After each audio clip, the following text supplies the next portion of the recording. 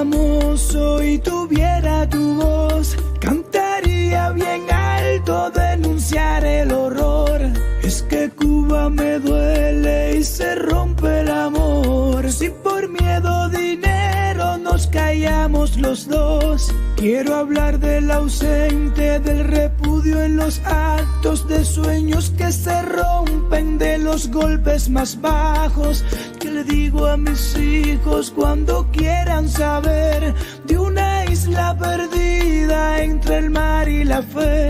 Y cuando me interroguen por Maceo y Martí, por Bebo, por Reinaldo, Celia Cruz y por ti, o lo haces tú o lo hago yo. Quiero saber cuál de los dos, o lo haces tú o lo hago yo. Quiero saber cuál de los dos.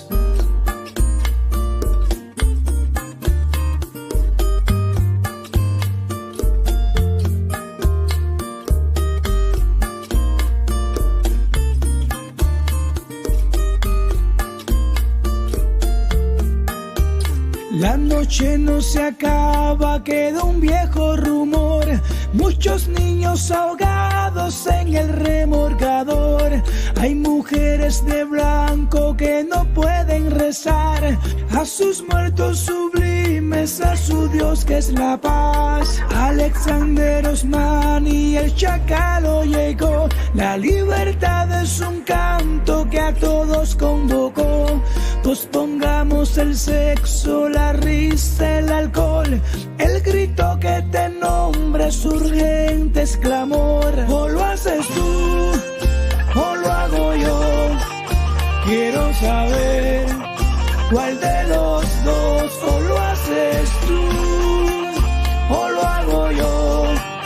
Quiero saber cuál de los dos, o lo haces tú o lo hago yo. Quiero saber cuál de los dos, o lo haces tú o lo hago yo. Quiero saber cuál de los dos.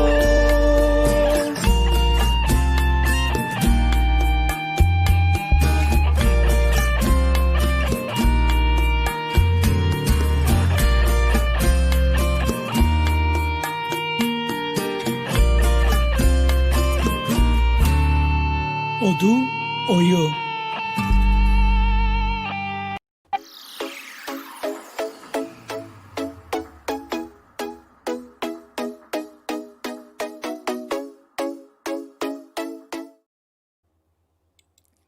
All right. You like that, huh? Welcome, everybody. Welcome to our show. I am your host, Iskra Perez, and my co-host on this side.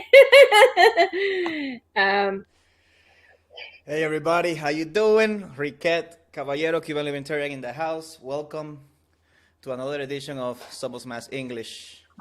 Yes, and we have two very, very special guests with us tonight, Riquet. You know, you actually introduced me to them. You found them on, I don't know where you found them. I think either on Facebook or YouTube. Where did you find them? That's right. They made a very, very moving video on Facebook regarding the San Isidro movement. And I fell in love. So I had to, show everybody. So I'm gonna just go ahead and bring them in because I think they want to be part of this party. Hi, ladies. Hey. Hi, everybody. Thanks so much for having us. There seems to be a little bit of a feedback on your mic. Are you guys using Bluetooth or We're using the Bluetooth, but it should work. Yeah, those are AirPods. I don't know why, but it's coming in garbled. Yeah, somebody's is not, and I know I was okay because I was just Hold on, let me mute myself maybe. Oh, sorry. Okay. Can you ladies hear us now? Yes, we can. Oh, good. Okay. Perfect. Perfect. It works. It works. Okay. So, yes. Ladies, thank you for accepting our invitation. First of all, thank you for your wonderful music. I actually started this video with a Somos Mas introduction because it's part of what we do. But I really wanted to go into your website and do a little bit of a video clip from your new album, which is awesome. If you guys don't mind, do you mind sharing that with our audience? Of course. Of course. Okay. So that's just what I'm going to do. I'm going to go ahead and go in here and because I think it's just so beautiful, and I'm going to try and see and let me see. Let me share screen. And then I got to do this and bear with me because today I kind of learned all this new technology. And I'm hoping there it is. Yes. Hey. Okay.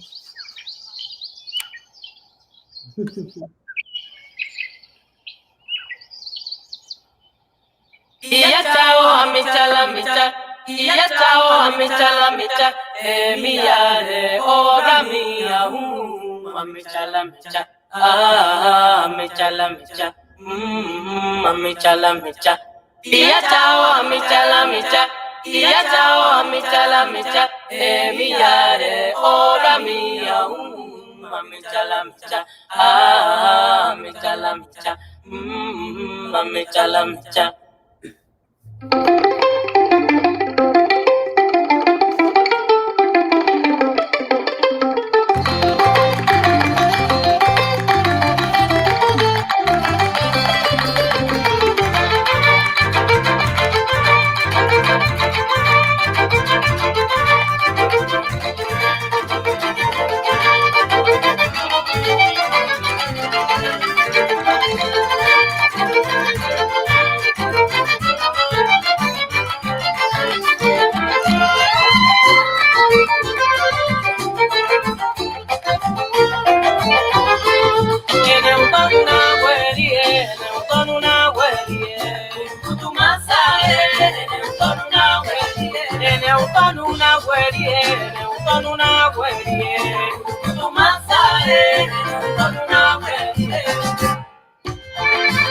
Well, some people is surprised for when they can see the whole video.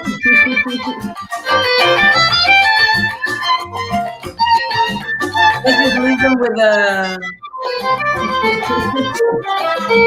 wanting to go back and listen to it.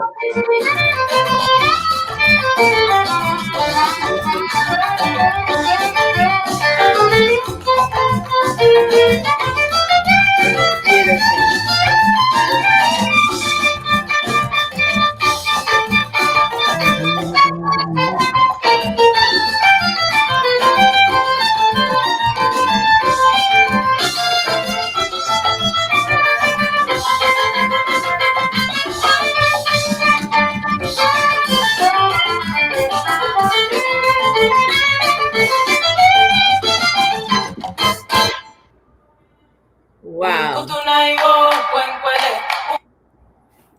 So that, I mean, wow. When I heard that just took my breath away. That it really mixed everything about our culture. I love jazz as it is, and I love our African background. I was I was born in Cuba, but I came when I was 9 years old to the United States. But I've always loved our African backgrounds, and you guys have put that fusion of those two things that I love in music together, and I just felt Also, there is their resemblance of our Spanish background too, because the Guajiras come Yeah. from the Spanish side of our heritage as well. Yeah. So we're trying to blend all of that from our African side and our Spanish side, because we in Cuba we have a little bit of everything. Let me ask you something. Over you mixed African rhythms with something else, like a is that a son montuno? I'm not sure. What do you That's a call it there? Guajira, which is a Oh, genre Guajira. eastern Okay. side of Cuba. Yes, Yes. Okay, excellent. So which one is Elizabeth? I am Elizabeth. Okay. So you were born in Havana, and you are the violinist. Yes, I am, and I was born in Havana. What part of Havana? That's a fun. The reason That was coming. laughing is because she never lets me forget where I come from, because I was born in one of those neighborhoods that are not the finest neighborhoods. So I was born in Los Sitios, and every time we perform, she introduces me like, I'm from Los Sitios. Yeah. Well, I'm Regla, so hey, we're even. You know. We're in here like they're from Havana and from Vedado. Yes, right. Yeah. I worked my way up there, and then I end up having an apartment in Vedado. Okay. Good for you. So, Magdelis, you are from Santiago de Cuba, where I mean, that's where music is at its best, right? I mean, we always hear about Havana, but people don't know the history of Santiago de Cuba and the music. I live in Charleston, South Carolina. Ooh. And we had during Spoleto Week, we have here in Charleston, we have a Spoleto festival, and once a year. This past year we didn't do it because of COVID, but once a year we have a Spoleto Week, and they always bring a Cuban group or a Cuban artist to perform. And one time they brought the Turquillo from Santiago. Yeah. Yes, and they brought oh my God, el grupo the danza. Oh, and it's gonna come to me. Is it Kutumba, Folclórico Kutumba, or Folclórico Oriente? No, they're from Havana. They're from Havana. Very, very famous. I'll find it now. But anyway, we went to their show. My husband waited for them after we're like, this is who we are. We're Cubans. We waited for them until they left, till they came out of their show, and we invited, all of them to our home the next day. And they're like, but we don't fit anywhere. We're like too many people. It's a whole group, and a whole group of dancers and a whole group of musicians. And we're like, well, yeah, we'll get you here. So we rented a van and we brought them over, and they had a wonderful time in our house. So Nice. Yes. So just the reason for this interview is because your Facebook Live, you spoke about San Isidro, and we're here. The reason why we started these English, debates and these English Facebook Lives is because, as you know, there are many Facebook Lives, but all in Spanish, mostly about what is happening in Cuba. But we need to spread the word about what's happening in Cuba to not just the Cubans, but to everyone. You're in Canada and we're in the U.S. And just like you said in your video, you said, Cuba is not just about tourism and beautiful beaches, because we do have some of the best beaches and some of the most beautiful palms in the world. But it's not just about that. Unfortunately, there is a whole world that the tourist does not see. And so this is why we're doing this type of a program, so that people can actually understand the reality of Cuba. And the Cuban regime has done a very good job at doing good propaganda, at putting their best face to the world. And we need to start doing good propaganda at showing them what the truth really is. Yeah. And I'm very proud of our young adults, and especially our artists. I'm so glad that this has come out of the artist side of our young people that have decided to speak up and say, enough is enough. You're breaking our, not just forget about, this is not about communism or democracy. This is our human rights. We have the right to speak up. We have the right of movement. They're, keeping them inside jails or keeping them even inside their homes and not letting them go out. That is a human right that they are breaking, that the government is breaking. And we want the world to know that this is happening in our country. Exactly.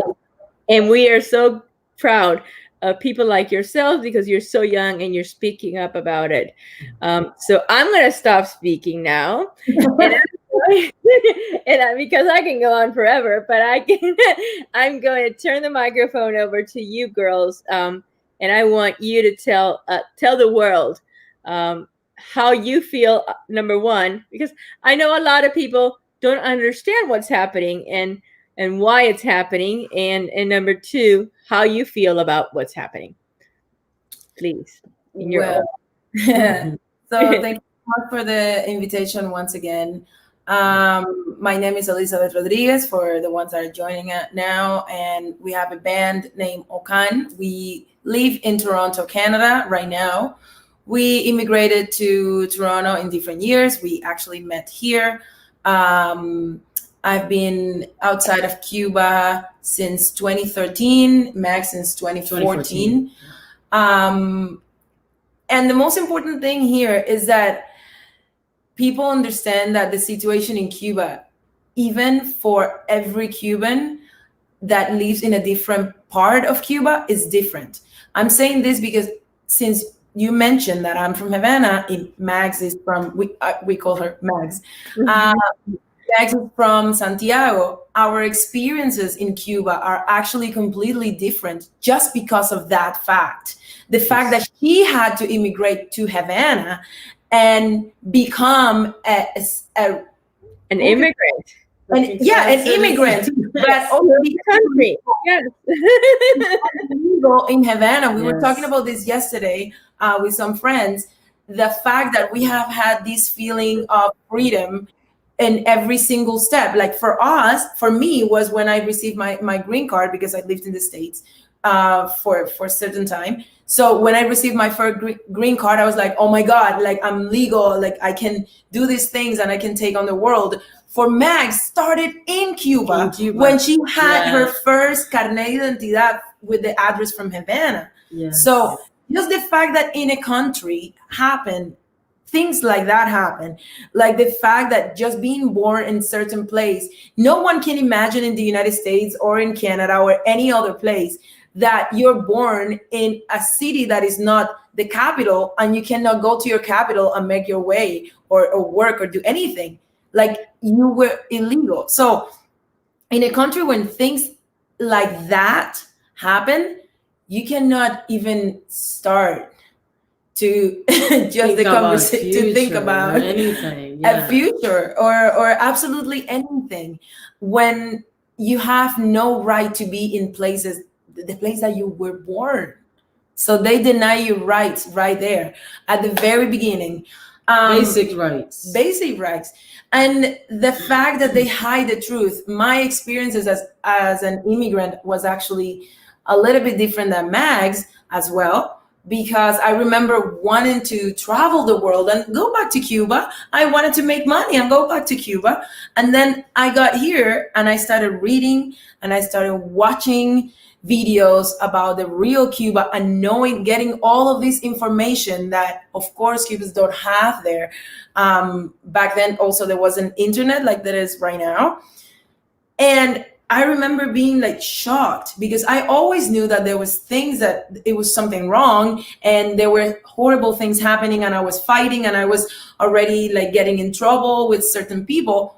But actually knowing the truth and realizing that they hide absolutely everything from us in plain sight, it felt so horrible. And I felt betrayed and I felt that I couldn't go back to a place where all those things happen. So San Isidro is the last, I would say, this is the last hope that Cubans just got in a long, long time. For a long time, there hasn't been anyone in that country that will step up and say, you know what, I'm taking the risk. Because a lot of people have been doing that. Like, for example, Los Aldeanos and like all of us somehow, like the reason why McGillis has a refugee status in Canada is because she fought in Cuba too, and she got in trouble while she was at INTA. She can tell that story very soon. But at some point, they make you leave. They make you, and it's not that you don't care. It's just that you're, you know what, I cannot fight this because you cannot trust anyone around you, or you don't know how you're going to do this. So the fact that a group of people, a different group of people, got together and started thinking of how are we going to do this? Let's use internet and show the world how peacefully we are actually just showing the truth about Cuba without us having to do actually nothing. Right. Because they haven't done anything. They're just sitting at home and they were peacefully in a house doing absolutely no threat. There was no threat to anybody.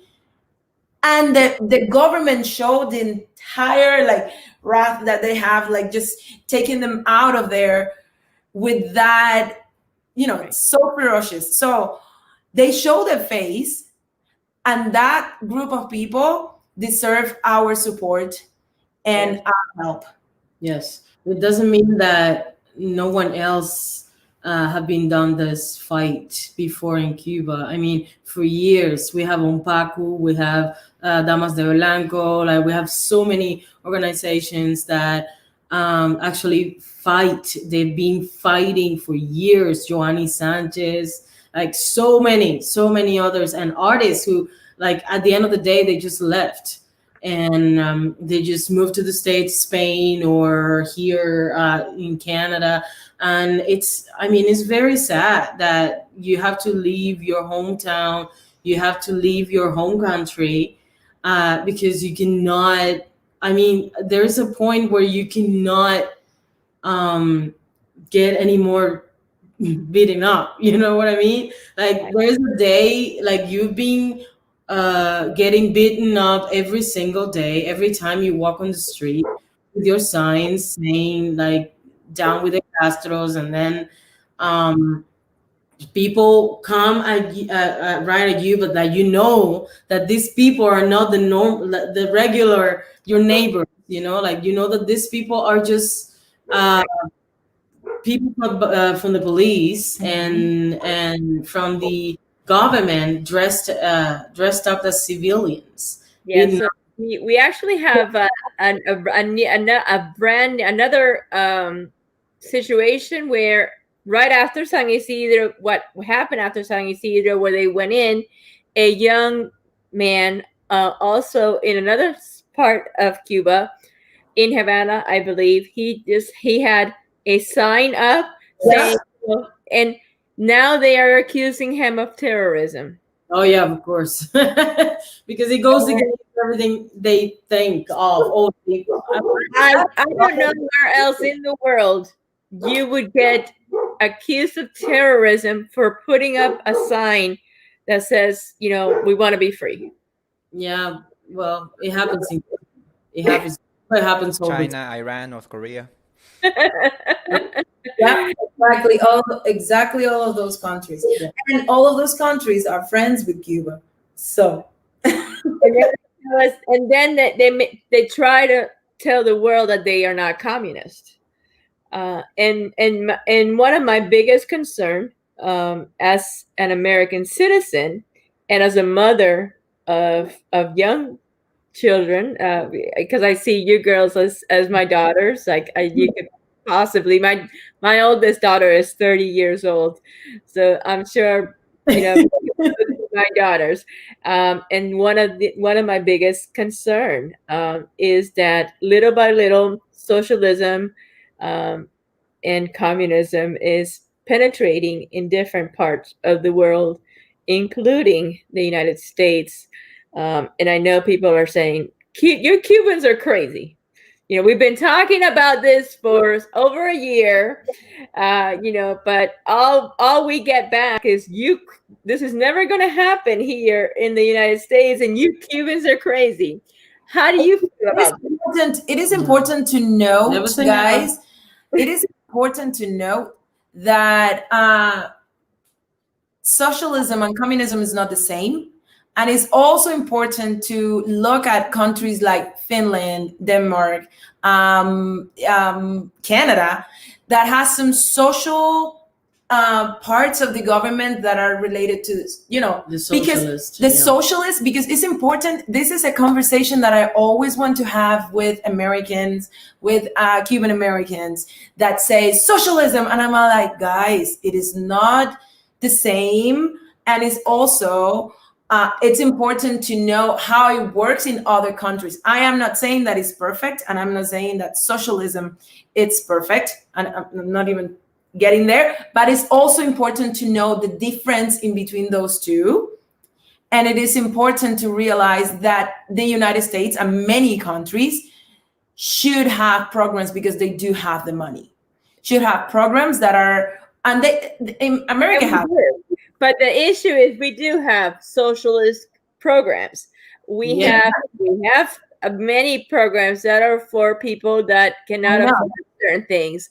And listen, I agree, and I am one of those people that fights for equal opportunities for women, and I fight for a lot of things, a lot. There's a lot of work to be done, but there's a fine line between, fighting for causes and becoming completely socialist, and that is where we have draw the line. Draw the line. Be careful. You gotta look at it this way, in my opinion. That's what we're trying to say all the time. In order to have social programs, you need to produce Cuban dictatorship. You need to produce things in order to tax people. If you can't get blood from a stone without producing, not like you want to do now, or tax them without anything that they did not have. Like now, they this new law that they want you to pay for, you didn't do anything. You didn't get me that job. Why do I have to pay you taxes of that job that you didn't get me? Right. It's not going to happen. And that happens to every musician. Like all of those musicians that you see outside of Cuba, actually, the empresa, how do you say, the agency that is mandatory, by the way. You cannot be an independent artist. There's no such which is the problem that there's no such thing as an open or free agent, right? No, okay. That doesn't exist. So if you want to travel, you have to go through the agency, and the agency takes 56% of your taxes, if you're lucky, of your income. Yes, if you're lucky, and now you have to pay another 4% according to the new laws. The new laws, they're saying that those are for Cubans that live in Cuba, but they go outside for conferences and things that they go outside and get paid. No, I read the law. I read the law. That's not what the law states. Exactly. The woman at Mesa Redonda was the round table was saying that this is what is actually going to happen. And then, no, but that's not what the law says. What are you talking about? I read the law. That is not what it's saying. The law stipulates that anyone that is a Cuban citizen, which means that if you go back to your country within the 24, months time period, and you keep your Cuban citizenship, and any money that you make outside of Cuba, you have to pay a 4% income tax on that money. No, but you know what? I think the ladies will also, what is it now? Will pay for the electricity of their family in Cuba. Their electricity bill. Pay utilities as well. So we are the gusanos or worms. So we are called many, many, many names. I was one of the first gusanos because I was a Margarita. They don't want, the guy that they put in power doesn't want the name calling anymore. Yes, he said don't call them names anymore, because I think he knows that we need to pay those bills now. So he doesn't want. It's just now they need to respect. Problem here, and every single Cuban knows it. Even come on, if you are smart, you don't even need to be so bright. Everybody needs that. All they need to do is leave power. That's it. That's it. Nobody's talking about the states taking over Cuba. Nobody is talking about that. Oh, we should annex. They're talking about those colonial sort of words now, like annexionismo. They're confusing us with Puerto Ricans. I think that's what it is. Because we don't. We're super nationalist. We love Cuba and we want to be Cuban. This is what. So important. Many good Cubans inside and outside of Cubans that are very intelligent and very willing and very able. My dear, yes, it would take a long, long time, because the mind of Cubans are poisoned by suffer and anger and frustration and hunger and all these calamities that have been going on for so many years. So to get rid of those things, many years have to pass by, and we do have to learn a lot from all of. I wish all of the Cubans that live outside of Cuba, that we have learned how to live in different societies, we all could get together and share our experiences and the things that work from these kind of countries and the things that don't work, because you are all actually part of history too, because we are experimenting and taking risks. The people that left for a reason and wanted to try something else because that wasn't working for them. Those people also have something to say. They have to say that some things here work, some others don't work. Right. And we need to work for a better future in Cuba. Right. Yes. And I believe there's look, that conversation is had in every country. Every country has things that work and things that don't work, and we need to work together. And as a society, we need to work together and make and come together to reform those things that work and those things that don't work. Now, I know I promised you ladies 1 hour, or you gave me 1 hour, and I don't want to take away from your time, but we have a lot of people on the chat that really want to come in and talk to you guys and ask some questions. And I don't know, we still have a half hour, so I want to give our audience some time with you. Would that be okay with you? Yes. Absolutely. Okay. So, Riquette, can you put on the go ahead and put on the link? We have a lot of people asking. Please, we want to talk to them. We want to be able to to interact with these beautiful ladies. Link is up. Link is up, everybody. So anybody that wants to come up can come and talk to these beautiful, beautiful Cuban. I am so proud of the representation of the future Cubans in what I'm seeing in our young Cubans today. I really am. Our fight for us, our fight is here, especially that's why we did the video in English. in our young Cubans today. Look at this one. For us, our party. I don't even fold my laundry, he says. Fulano, you have a feedback on your mic. Yeah, I already fixed it. Yeah, it's because it was Awesome. I already fixed it. That's when I used to play poker. I don't like to people bluff me, and I create this. I don't even fold my laundry. Hey, the question that I have is, you've been saying like 5 or 6 times if somebody want to come in to talk to those beautiful ladies. What about if they're not beautiful? We cannot talk to them? But in this case, we are. I beg to differ, but if you don't think they're trust me, you just find the more proud Cuban. I don't want to say the other word because I don't want to see that, because I regularly say the other word too to America that you met in your life, and the more proud black Cuban that you know. Trust me. Okay. Good. So you I don't have the talent. I cannot. I never learned. So the only thing I can do is move a little bit. Yeah, with our music, you just go and listen to our music, and then you can dance. That's it. But I had my dad, like said, I had a very, very talented daughter. She can sing, dance, and do everything, and she's ridiculous beautiful. Yeah. But I'm glad here. Those 2 people I met then already, they're my friends. We talk quite a bit, and I'm proud that young black people is coming to the deal. Hey, you know what I said? They're not ready for the brown. You have any question? Just follow the history. Trust me. Okay. Follow the history. Follow the history. They're not ready for the brown. When they see it, they're going to realize they need to come with us, no matter what. Yes. I'm glad to see another Santiago person here as well. Somebody Santiago.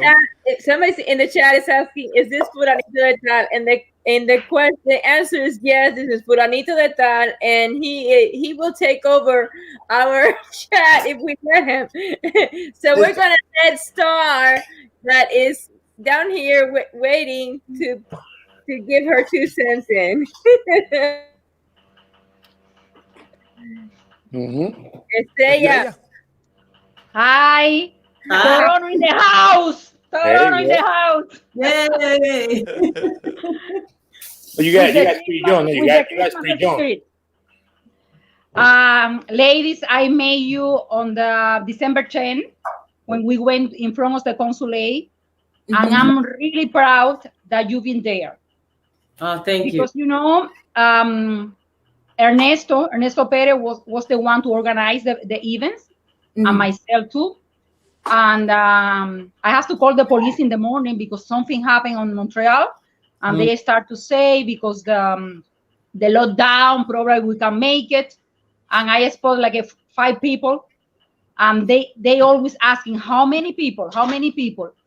And I don't consider myself a liar. And I say, well, around 10 or 12.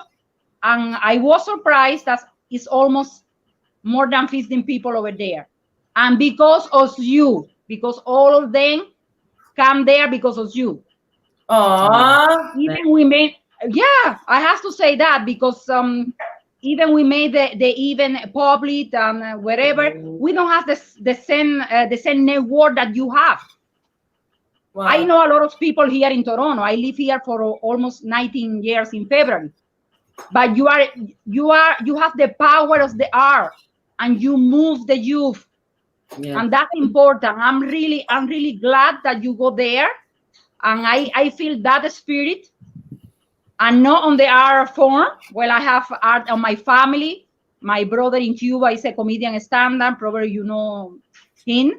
He was the partner of Antolin when they have the duet, the Los Pios. Well, that's my brother, El Pio. Marcos, that's his name. And now he's on the, some show in Cuba. Yeah. And I have 2 teenagers. One of them is a singer and, play piano, guitar. and I like the art. Unfortunately, I don't have any talent. Just to dance. I like to dance, but that's it. And enjoy the art. Yeah. But Everybody has talent. You might not have it. You might not have an artistic talent, but you have some. oh no, I dance it really well. Excuse me. You might can cook. You might can do the bed. Those are talent too. Oh, no. I say about the art. No, I have another. That's what I said. That's what I said. You know, you might have different talent. No, let me tell you, I know how to dance. I can be a stand-up comedian. Let me tell you, I am from the center of the island. I am from Villa Clara, Santa Clara. But I live in Guantanamo for 3 years. Ooh. My husband was from there. Oh, he's there. He's here now, but well, was born there. And I learning how to dance at the university with the famous dance they call La Chancleta. That's an Afro music, and I know how to dance that one. And you know, I look like in Spain, but it's always a blood on the background. Oh yeah, okay. I'm a half Guantanamero. Yeah, and I learning how to dance changui. Really? I love it. I recognize on the La Crime song. I recognize the changui at the end. I have some ears about the music. Yeah, we got some of that too. I really enjoy that. And well, I have to say thank you personally, because I'm pretty sure if you don't go there, you don't bring the youth to that protest. We're all for us doing anything that has to do with the truth about Cuba. We are always fighting and saying to Canadians the truth about Cuba, because they turn the face and they look to the other side because they want to go down there and enjoy the beach and enjoy the women and enjoy the guys and enjoy everything else that Cubans cannot enjoy. So it's very important that we tell them in their faces that if you're going, I'm not saying that you cannot go. I'm saying I am trying to inform Canadians that if you go, you are supporting the dictatorship. If you go, you are supporting misogyny. If you go, you are supporting taking advantage of poor people and women and men and everything. So that there, I leave it there, and then you make a decision. Exactly. Yeah, you use that power, because that one is important. It's important that the youth are like you say the truth about Cuba. That's what most Canadian, I have a lot of Canadian, they know our reality, because, you know, on the 19th year, I talk to them every single day. But I'm not in ours. I don't have a big network. I have, you know, friends, a good friend. But everything counts. Everything counts. Everything counts. Yeah. Yeah, no, so sometimes they say, oh, you just on the campaign, you always talk about political, you are not afraid, because you know, you live here in Canada, and people are afraid to talk about political in general. But let me tell you, I talk about everything. I do protest here in Canada against, for example, the set curriculum, because I have 2 kids at the school, and I went wherever in front of the parliament, wherever. If I do that on that country that, well, I'm Canadian already, but I'm Cuban, I have to do for Cuban too. I have that's a civil, what I say is a civil movement. That's right. And we have to use that one to convince the people what really happened. Stand up for your right. Yeah. Yes, always, always. I jump a little late. What is it? You guys play jazz? It's a fusion. It's a fusion between Cuban, African Cuban music. And you were performing in Cuba? That you were performing in Cuba? No. So, you started. No. They're in Canada. You started in Cuba, or you started in the United States? Yes. Canada. No, we started in Cuba. In Cuba. But you didn't join any organization, any group, anything in Cuba? So they actually. Do you want to know? Okay. Oh. So we were. What do you think? You think I don't want to know? There you go. Let's do it. We were trained in Cuba at the music school, and I am a violinist, so I was part of prestigious orchestras. Magdalena is a percussionist, and she also was part of prestigious bands. And then we moved here to Canada. We were playing with another band. That's where we met, and then we created this band called OKAN, and that's what we do now. Yep. It's only music, or you guys sing too? We sing. Yeah. Dang. No, could be you only play. I don't know. I just got here. All right. Yeah. No, So Fulanito, and everyone on the chat. So if you see the banner in the bottom, there is all of their social media. We are simultaneously putting in all their social media on there. There's their website, their Twitter, their Facebook. Everything is on there. So everybody can please go onto their social media and support these ladies, because it is important also to support our not just these beautiful ladies, the wonderful music that they're doing, but also our youth and what they're standing up for. So thank you, ladies, for what you're doing.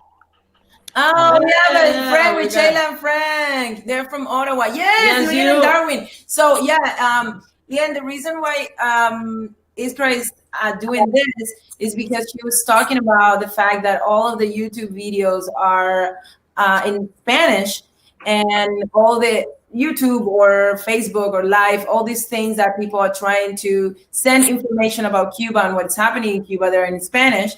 So Liane, the woman that just wrote a message, she has a husband that is doing some lives on YouTube as well.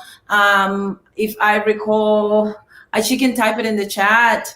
Well, I would love to get in touch with him, because we need to join. In Ottawa. Yeah, we need to join forces. There's too little of us, and we need to join forces so that this magnifies. We need to magnify this to the world. The world needs to do it. He has a YouTube channel. He's also inviting a lot of people to this conversation. So it would be great if you get to know him. I'm so sorry, I totally forgot right now of the channel, but she will type it in very soon if she keeps listening. Okay. This is a commercial. I text him. Darwin. I know Darwin. Darwin. Oh, yeah. I know Darwin, but he does his thing in Spanish though. He's no way, Darwin. We're good. We're part of. I'm actually a member of his channel, but unfortunately, he does his in Spanish also. We need to do more in English. Yeah. But he has a very big channel. It's very nice, actually. I'm there also all the time. Ladies, do you have any concerts in person or virtual coming up? Yeah. Well, what we have right now is the vinyls coming out, so people can purchase them. We're trying to upload the link to Amazon so people can buy the vinyls on Amazon. Right now, we're taking a break because even though, yes, it has been a slow year, we had a very busy year because we put an album out in October. We had some live performances, on camera, online, in front of the phone. And right now, we also teachers. Yeah. So we were teaching for this whole year, anyways, online, which is exhausting. Yeah, exhausting. And so we're taking like a little break. We were planning and trying to do a New Year's concert, but Toronto went on lockdown, Ontario went on lockdown again. So it's like, it was too many problems. So I think we said, you know what, let's take a break. Let's just acknowledge the fact that we had a busy year besides all the despite all the craziness. Yeah, and we missed touring, and we want to go back to touring, performing, and we can go as soon as all of this is over. We're going to hit every one of your cities, and we're going to go there and perform. And wherever you are, let's just come. This is your dad shows up. Okay, this is a commercial. Maybe he comes in. I'm in the middle of the production in Cuba. They call Once Upon a Time in Cuba, and it's actually about two congas in Santiago de Cuba. I don't know if you guys know that. Yeah. Those two congas casually having a fight. It's a competition, but it's also a fight for one being kind of like a contestatory and the other one represent the government. Okay. And one is actually represent with an old man, one represent with a young kid. I actually can send the very, very scene to Eric. I don't know if she can put it to describe. I can send it to her. You guys can see it. I don't know if I can send it to you and you can show it. I remember the group that came to my house. It's called El Grupo Rakatan. Or if I decide to show out, he with his kid now. He's my filmmaker. He show out. I'm gonna make a commitment to he go film you guys wherever you are, and we make a video. Okay, that'd be nice. So we have another person there. The guy driving. Who's driving? Oh, Ernesto, we can't see you. Ernesto, we can't see you. Enciende la luz del carro, Ernesto. We can't see you. I got it on. I got it on, but we can't es demasiado oscuro. Hey, it's not my fault, man, guys. My skin is too dark that I cannot see myself either. You can't. I tried to find the light. You mean? What do you mean? It's not your fault. You're black. What? I don't understand that. Yeah. I guess my mom, you know. It's actually a bless. It is a bless. You need to get there, but it's a bless. Absorb every single color. Exactly. Yeah. Look at a bunch of benefit. We don't have to take sun. No. We don't have to get tan. You don't have to. We automatically dark. We have great hair. We tall. We can talk loud. I didn't mean that way. It's gonna apply. You know? And women definitely have a lot of other aptitudes. So let's just leave it at that. I don't know. Hey, they don't know what they're missing. Yep. Ernesto. Dime. Yeah. What do you want to ask the ladies? I just came late. I'm sorry. I told Iska earlier that I was driving from Georgia down to Tampa, so I'm in the middle of the highway. But I didn't want to miss the whole interview. I hear a little bit, and like I said, I'm sorry for coming late, guys. It's okay. I missed the whole story. That's okay. That's okay. We've managed. Exactly. So I'm trying to catch up on this one. Right at the front door. Okay. Very popular item. One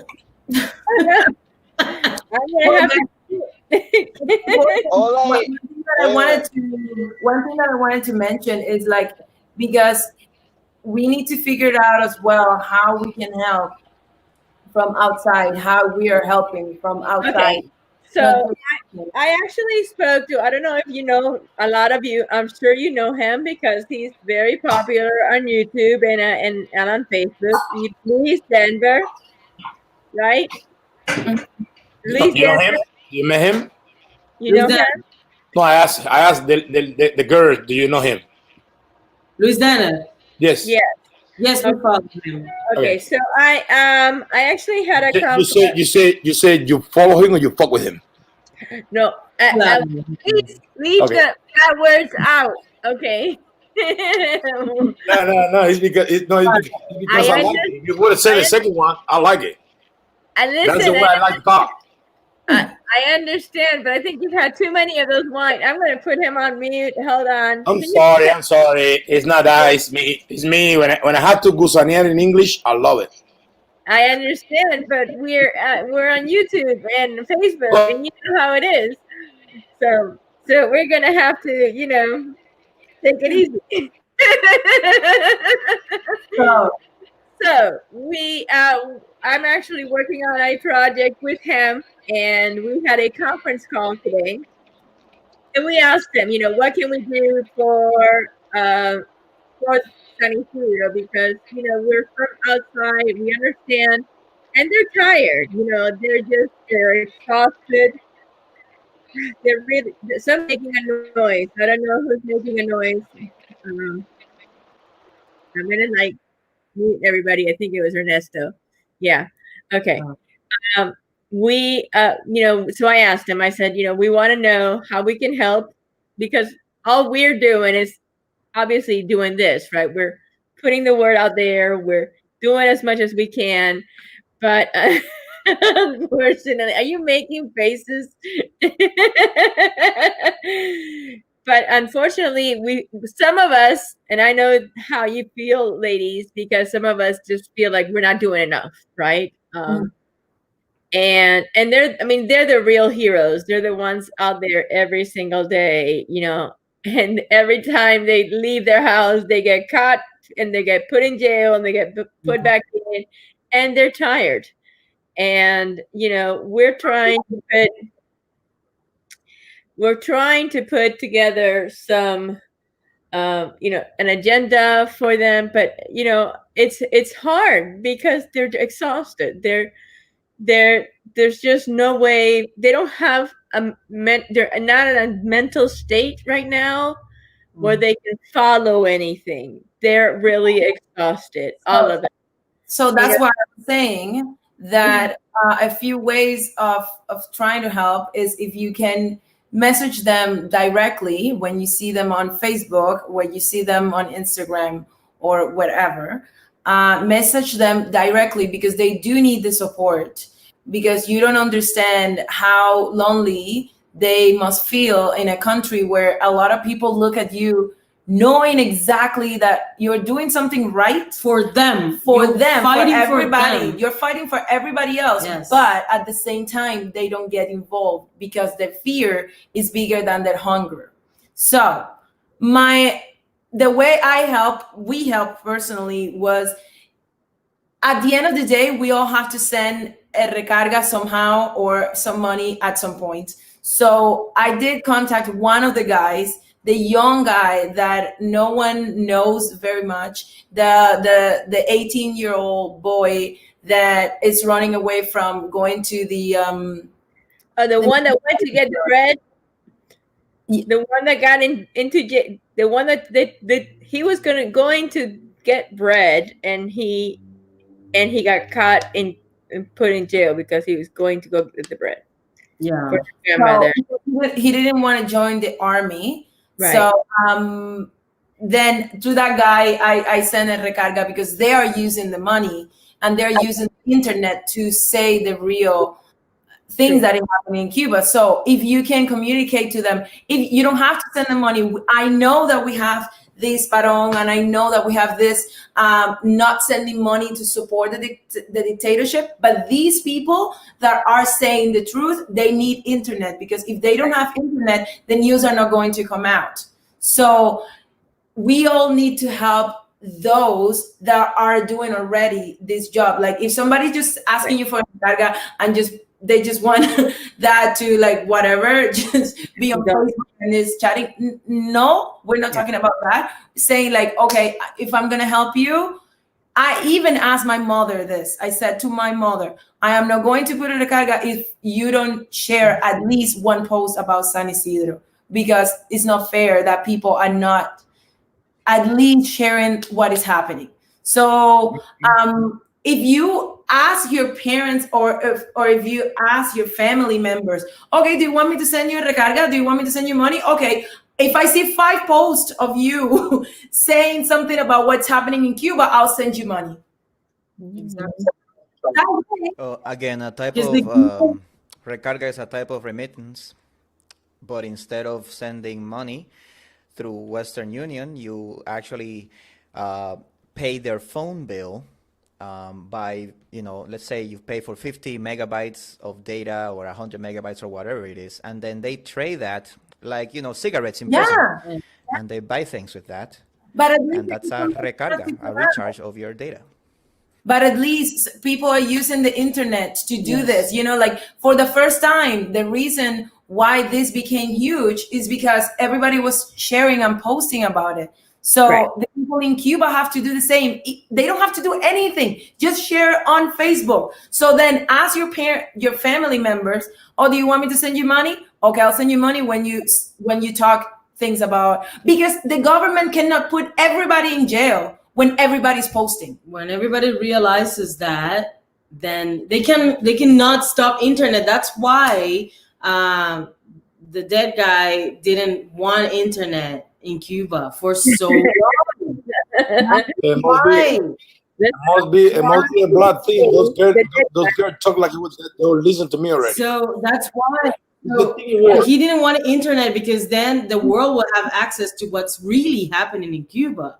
And he wanted the world to see the face that the Cuban government has, that they cannot hide it anymore, because these guys are not as charismatic as the dead guy was. So his brother hasn't shown his face in a long time, just to do that ridiculous sort of show that they played the other night. And that guy that they put in power also has no word. I mean, he has no speech, because no one put him there but these guys. So no one knew him before. No one knows him now. It's just another guy in power, you know? They used to call that gobiernos títeres back in history class, if I recall. So who's the títere now? Who's the puppet now? So things like that are happening. And the Cubans, I mean, I don't want to blame it on the Cubans in the island, because they don't know any better. You know, we were one of them when we used to live there, and they don't know any better.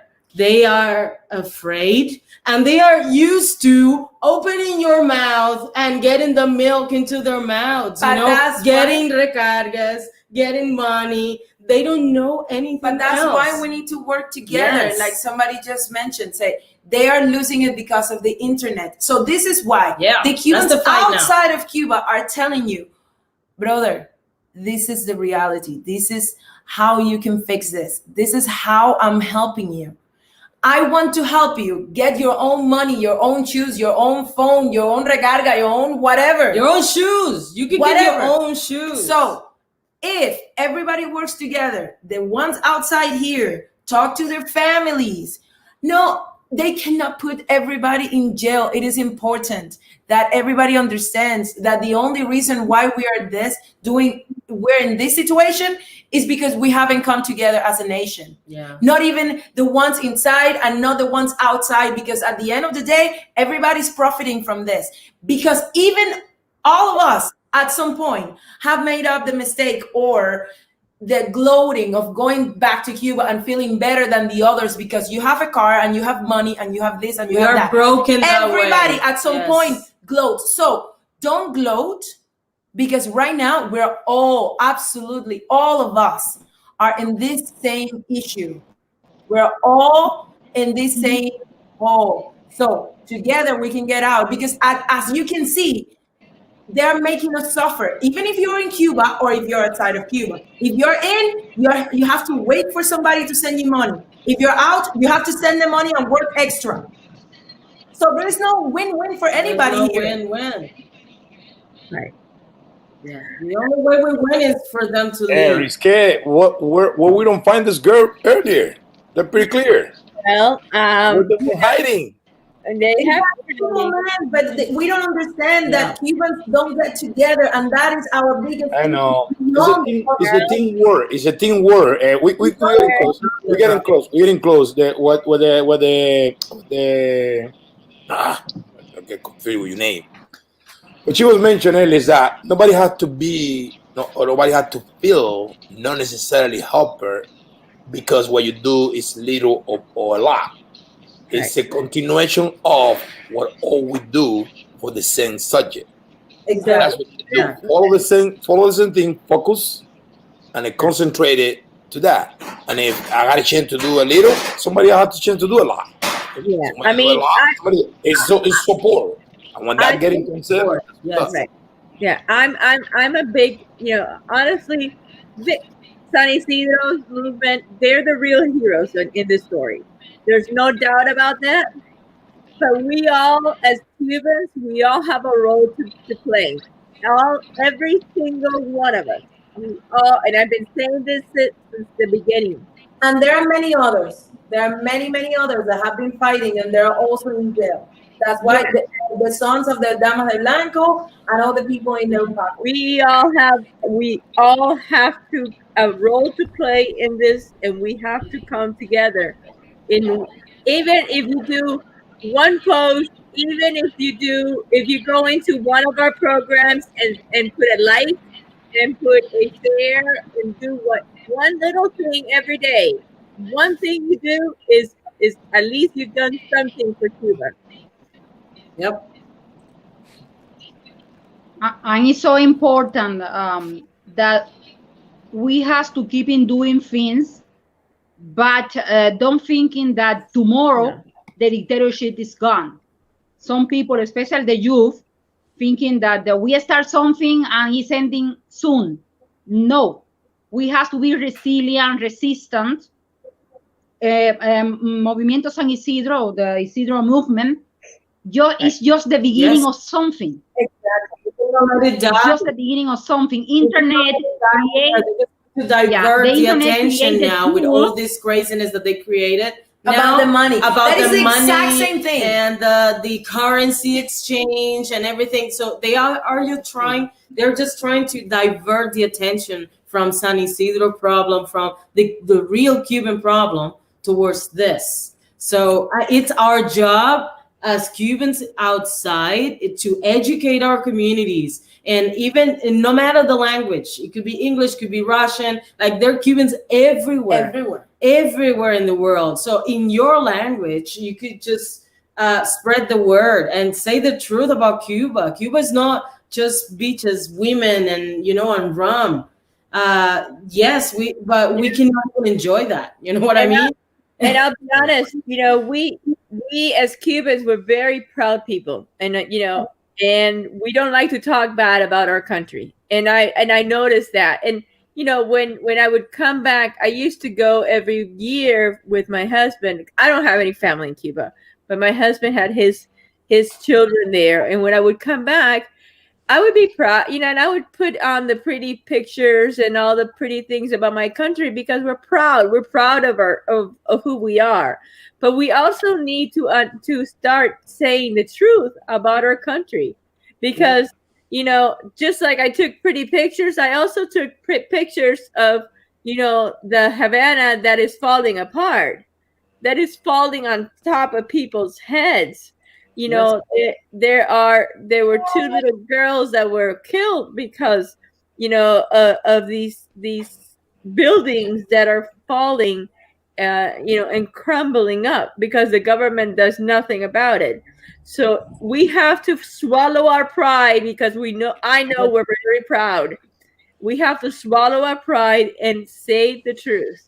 But look, it's like my mom says, like, I know you don't need to speak ill of your country if you don't want to. Yeah. It's just that in order to get fixed, you need to call the disease. So if you're sick, if you have cancer, you go to the doctor. The doctor tells you got cancer, so you got treated for it. If you got something in your leg, you get treated by it. You see that? Then start fixing the problem. You have to address the problem. Yeah. And the problem is that, and it's affecting not only us, but South America completely. Look at Venezuela now. It's pretty sad what's happening there. Yeah. And like that, it's that government, it's a cancer. Venezuela in South has America. Cuba written all over. Yes. That was Cuba who destroyed, like that. It is the real, just the show, like they did that to Cuba, right? And they hide it. They hid it from the world for a long time. Then they went to Venezuela and they got it. And look at Venezuelans. They lost 60 pounds. The average Venezuelan lost 60 pounds, just like the Cubans in the 90s. They are immigrating everywhere. They have, everybody's accepting Venezuelans as refugees right now. So that was Cuba. So white people cannot see that. People cannot understand that was Cuba's hand behind Venezuela. And every time I see Venezuela, I literally apologize to them. And I say, I am so sorry for what my government has done to your country. Right. Yeah. Yeah. No, that's so true. The average size of height of the Cuban person has actually gone down in time, and you see the difference when the kids come here young, outside of Cuba, and you give them that Quaker oatmeal, boy, and they just go My dear, I can show you Super my quick. dog. I can show you my Cuban dog that we rescue a dog from Cuba, and it's supposed to be like Cuban dogs are small. My dog is this size. He's huge because he eats. Yeah. Yeah. And I I was also like, wanted to mention that I'm like, I I think eat meat every day. yeah, there's a lot of Cubans that may still want to go to Cuba. You know, they go year after year, and how can you do that? And you know, maybe have a good time and say, "Oh, I'm visiting family, I'm helping," but the next year you go, they have one less tooth. Me. The next year you go, You're somebody not died of helping the alcoholism. family. I know it hurts, and our families are back there. We are the only ones from our family here, and it hurts. But trust me, the moment you leave your house and leave them $100, $1 million to your family in Cuba, you leave. They stay with the same misery that when you just arrived.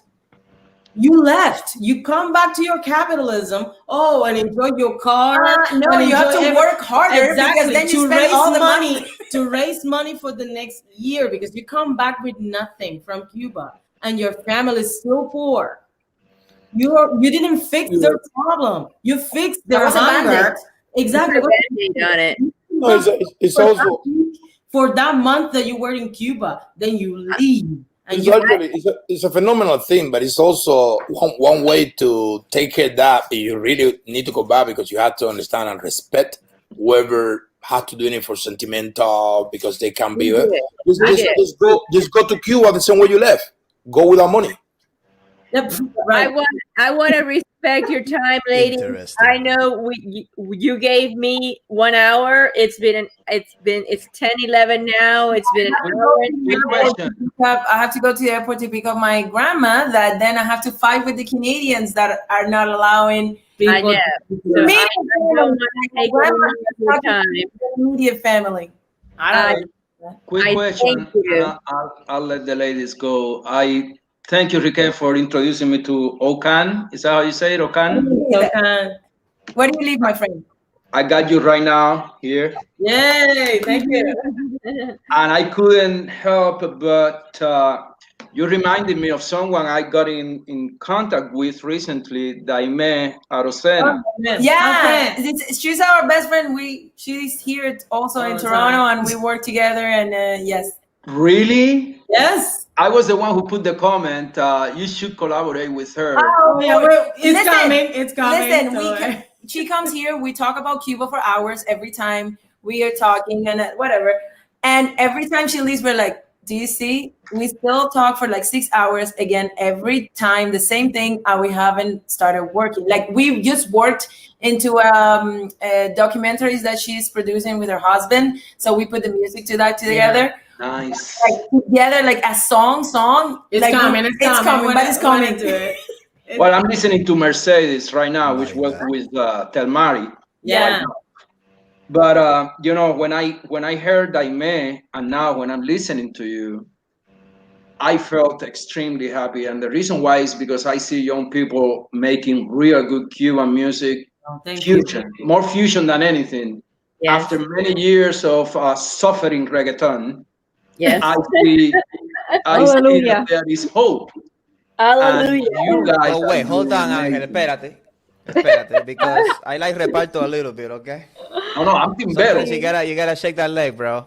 I'm timbero. No, I'm all about Alexander Abreu, La Habana de Primera, and all NG La Banda. That was music. The lyrics sometimes, but the music was there. The academic preparation of those musicians, they were all jazz players. You know, Averov, you know, Carlos Oviedo, everybody. Anyways, but wait, now I see a new generation that is really. I got a bone to pick with you, Angel, because, and maybe the ladies could back me up before they leave. I came out of Cuba in the 90s, in 98, and all through my childhood, all I heard was bam bam, básicamente, you know, that type of music. Like, and then I meet all the Latin people, and they talk about rock, Enanitos Verdes, like Fabulosos Cadillacs, like all these, like whole world of music. And I don't know, was that by design by the government, or Cubans just don't like that stuff? Yes, soy conguero, no soy rockero. Like, what's going on? They weren't allowed to hear them. That was. Let me tell you something. let me tell you something. NG La Banda, Jose Luis Cortez, they would go to Europe and they would play in a club, timba, right? Cuban music. But the next day, the band would be divided in 3 different bands and they would play in jazz cafes to a sold out house. We're not talking about wannabe musicians. These are real musicians. The thing is that what sells in the world and in the Cuban radio stations is timba. Same with charanga banera. Charanga was known in Switzerland and in Europe before they went back to Cuba in '92. They were known all over Europe before they went to Cuba. These are real musicians, but that's beyond the point. The point is that I see a new generation of Cubans redefining Cuba for its musical value. And it's not the little bikini and image from the 50s. It's good music with good, amazing vocal words. These girls, they know what they're doing. Yes, absolutely. And then they get the Afro-Cuban roots, which is so rich. Yes. So rich with the orichas and the patakins and all that. And they fusion it with jazz and world rhythms, like Riquet was saying, and it's analgesic for my ears after a churro and chocolate. I fell in love with Hey, come on. Don't mess with the king/president of the Reparto, bro. Come on. Be ready. In January, the Cuban Canadian want to make something. We are being content. And we have something on the agenda. Yes. Wonderful. We don't know the day, but we have something. We also, friend, what's your name? Angel. Okay. Ángel. Ángel. A ver, estoy en el crossover brain. I'm sorry. Angel, pero so mira, Angelito. Mira, it's actually very nice to hear this from you, because sometimes we also give up, like when we hear what people are listening to, we're like, really, should we also keep doing music? We're making music, because honestly, we should go commercial. Should we just go commercial and just like? No, don't go pop. Don't do that. Do not do that. You keep doing what you're doing, because like I said, I just fell in love with your fusion. I fell in love with what you're doing. I love jazz. I'm a jazz fanatic. Like when I was in my 20s, I'm one of these old ladies. Even when I was young, like when I was in my 20s, I used to listen to the 50s, and when I was in my 30s, I've been listening to jazz since I could remember, and I would go to all these jazz clubs, and this fusion that you guys have is just, the persecution and the violin. My God. Oh, no, please keep doing what you're doing. And let me know if you can come to Atlanta, and I'll get you a place to play. The perfect spot. We love Atlanta. If you ever come to America, I will find you clubs. We were there last my year. Dear friend, we hope to go to America, because that's where we make the money. So thank you very much. Well, those Canadian taxes. I'm gonna find you guys. I'm gonna put you in a good project. I'm going to Montreal and Quebec City. I'm one of those. Okay. We have plenty of contacts here in Charleston. We have plenty of jazz clubs. We have an actual. We have a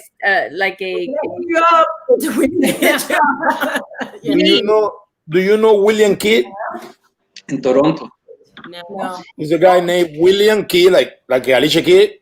He's a Cuban musician. Amazing. I sent you. Oh, that's the guy in Russia.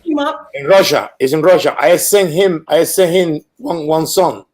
I'm his manager. Okay. All right. I'm moving around. Working people here. All right. Yeah, I'm telling you. I'm gonna find you. I don't manage anybody. I just know a lot of people, and I put a lot of people in contact. I do the logistics. She's pretty good doing that. No, I'm honestly, it was an accident. That filmmaker that I tried to introduce you is the one doing all their jobs. And of course, then Russia has situation to come to the United States, all the things.